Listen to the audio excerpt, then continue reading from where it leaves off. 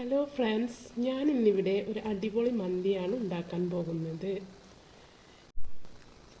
ഇത് കഴുകി വൃത്തിയാക്കിയ ചിക്കൻ. ഇത് ഞാൻ മസാല ഇടാൻ പോവുകയാണ്. മസാലയ്ക്ക് വേണ്ട സാധനങ്ങൾ: മല്ലിച്ചപ്പ്, പുതിന, ക്യാപ്സിക്കോ, സവാള, ഇഞ്ചും വെളുത്തുള്ളിയും പേസ്റ്റാക്കിയത്. കുറച്ച് സ്പീഡാക്കിയിട്ടുണ്ട്, വീഡിയോ നല്ല ലെങ്ത്തുള്ള കാരണം.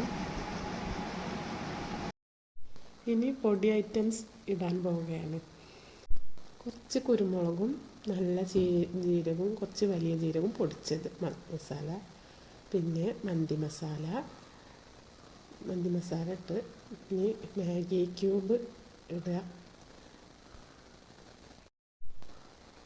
മാഗി ക്യൂബ് ഒരു 4 ഇട്ടിട്ടുണ്ട്, നല്ലൊരു ഫ്ലേവറിന് വേണ്ടിയിട്ട്.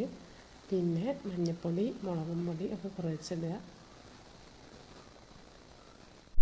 ഞാനൊരു 3 കിലോ അരിക്കുള്ള മാഗി ക്യൂബാണ് ഇട്ടിരിക്കുന്നത്. നിങ്ങൾ എത്രയാണ് വെക്കുന്നത് വെച്ചാൽ അതിനനുസരിച്ച് ഇട്ടോളി. നിങ്ങൾ കുറച്ചാണ് മന്തി ഉണ്ടാക്കുന്നത് വെച്ചാൽ 1 കിലോനാണെങ്കിൽ ആ 1 കിലോന് ആവശ്യത്തിനുള്ളത് ഇടുക. അങ്ങനെ കുറച്ച് മഞ്ഞൾപ്പൊടി, കുറച്ച് മുളകും പൊടി, മന്തി മസാല, മാഗി ക്യൂബ് എല്ലാം ഇട്ടു.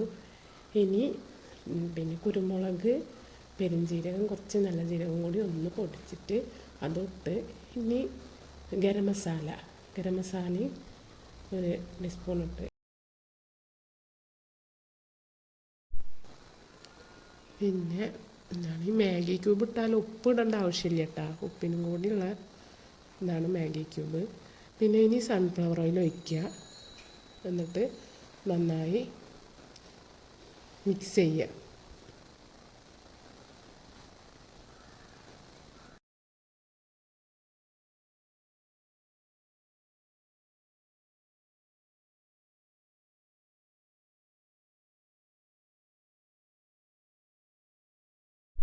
ഒരു ടീസ്പൂൺ തൈരും കൂടി ഒഴിച്ചാൽ നല്ല സോഫ്റ്റായിരിക്കും.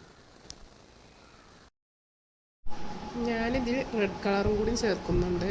അത് നിങ്ങൾക്ക് ഇഷ്ടമുണ്ടെങ്കിൽ മാത്രം ചേർത്താൽ മതി. എൻ്റെ പിള്ളേർക്ക് നല്ല ഇഷ്ടമാണ്, നല്ലൊരു ഭംഗിക്ക് കൂടിയ ആണ്. മസാലകളെല്ലാം മിക്സ് ചെയ്ത് റെഡിയാക്കിയിട്ടുണ്ട്. ഇനി ഇത് 1 മണിക്കൂറോ 2 മണിക്കൂറോ ഫ്രിഡ്ജിൽ വെക്കുക. ആ സമയം കൊണ്ട് നമുക്ക് റൈസ് റെഡിയാക്കാം. റൈസ് കുറച്ച് നേരം വെള്ളത്തിലിട്ട് വെക്കുക. എന്നിട്ട് വെള്ളം അടുപ്പിൽ വെച്ചു. റൈസ് കഴുകി അതിലേക്കിട്ട് അതിൽ ഉണക്ക ചെറുനാരങ്ങ ഇടുക, കുറച്ച് പട്ട, ഗ്രാമ്പൂ എല്ലാം വെള്ളത്തിലിടുക. പിന്നെ ചിക്കനെല്ലാം റെഡി ആയിരിക്കുന്നു. വേറെ ഓയിലൊന്നും ഒഴിക്കേണ്ട ആവശ്യമില്ല കേട്ടോ.